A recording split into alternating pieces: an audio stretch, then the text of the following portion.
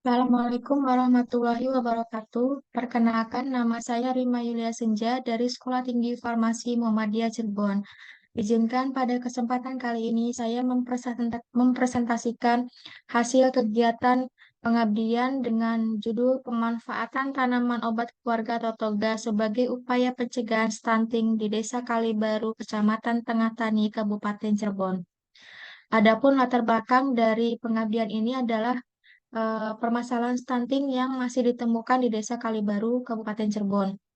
Stunting sendiri adalah kondisi kekurangan gizi kronik yang terjadi pada masa pertumbuhan. Biasanya dapat dilihat pada perkembangan balita usia 2 tahun ke atas, ditandai dengan ketidaknaikan berat badan atau tinggi badan sesuai usianya. Apabila dibiarkan, kasus stunting ini nantinya akan menyebabkan gangguan perkembangan ke depannya seperti perkembangan intelektual, perkembangan psikomotor, perkembangan produktivitas, dan sebagainya. Berdasarkan data dari Puskesmas Tengah Tani, Kabupaten Cirebon, di Desa Kalibaru sendiri masih terdapat 13 balita yang termasuk dalam kondisi stunting. Desa Kalibaru sendiri merupakan desa yang terletak pada perbatasan kota dan Kabupaten Cirebon. Karakter dari desa Kalibaru ini merupakan desa urban di mana apa namanya wilayah pemukimannya cenderung padat penduduk, kemudian angka eh, kelahirannya pun cukup tinggi, sehingga ini juga dapat menyebabkan faktor yang menjadi salah satu faktor yang menyebabkan terjadinya stunting di Desa Kalibaru.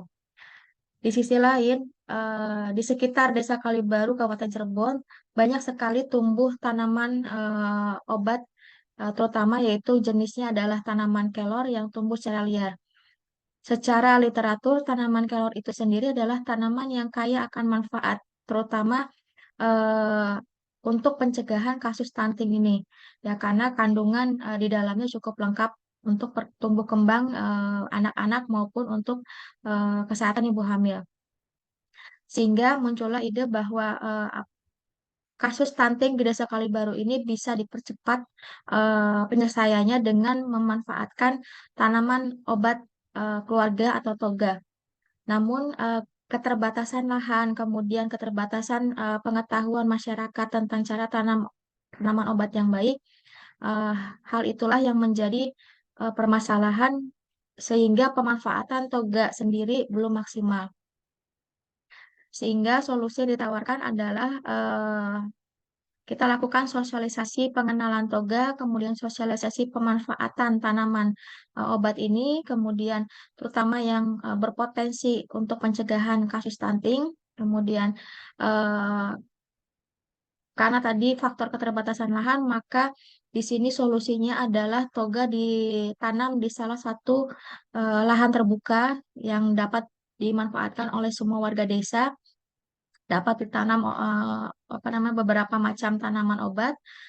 Harapan kami adalah nanti bisa dimanfaatkan sebagai apotek hidup oleh masyarakat Desa Kalibaru. Nah, apotek hidup itu nantinya bisa dimanfaatkan selain untuk pencegahan stunting, untuk menjaga kesehatan, untuk pengobatan masyarakat. Selain itu juga harapannya bisa meningkatkan perekonomian masyarakat dengan pemanfaatan toga. Metode pelaksanaannya adalah sosialisasi dan praktek penanaman toga dan praktek pembuatan produk makanan kesehatan. Hasil pengabdian sendiri terbagi tiga, yaitu sosialisasi pemanfaatan toga, praktek penanaman toga, praktek pembuatan produk makanan dari tanaman obat. Kegiatan yang pertama adalah sosialisasi pemanfaatan toga. Di sini ada tiga kegiatan, yaitu pretest, kegiatan inti, dan evaluasi. Pretest dilakukan untuk mengetahui sejauh mana masyarakat mengetahui tentang toga, tentang stunting, tentang tanaman obat yang mencegah stunting. Nah, kemudian kegiatan intinya adalah presentasi dan pengenalan. Pengenalan toga dan pemanfaatan toga itu sendiri. Kemudian hasil evaluasinya berupa post-test. Kegiatan ini dihadiri oleh 30 orang masyarakat desa di Gedung Serbaguna Desa Kalibaru. Ini adalah foto kegiatan sosialisasi, kemudian ini adalah kuesioner dan brosur yang dibagikan pada saat kegiatan. Nah, dari kegiatan sosialisasi didapat data bahwa 23,33% masyarakat yang hadir sudah menanam toga di pekarangan rumahnya. Namun eh, jumlahnya atau itemnya masih dan jenisnya masih terbatas. Nah, selebihnya itu belum menanam toga. Ada juga hasil evaluasi lain yang berupa peningkatan pengetahuan masyarakat tentang apa itu toga, apa itu tentang stunting, tanaman yang bisa digunakan untuk stunting, dan lainnya. Dari kegiatan pertama, kita tindak lanjuti kegiatan yang kedua, yaitu adalah praktek penanaman toga. Tujuannya memfasilitasi warga yang membutuhkan tanaman obat untuk pengobatan, memfasilitasi warga yang berkeinginan untuk menanam toga tapi terkendala dengan lahan atau bibit tanaman. Metode penanamannya adalah penanaman secara sentral di salah satu lahan milik warga desa, yang lahan itu apa namanya bisa digunakan oleh warga desa dan sudah ditindaklanjuti oleh pemerintah desanya untuk dapat dijadikan sebagai apotek hidup. Kemudian jenis tanaman yang ditanam ada 10 jenis. Salah satunya adalah tanaman kelor tadi. Nah, ini adalah foto kegiatannya. Yang ketiga adalah kegiatan juga hasil tindak lanjut dari kegiatan sosialisasi, yaitu praktek pembuatan produk makanan dari tanaman obat.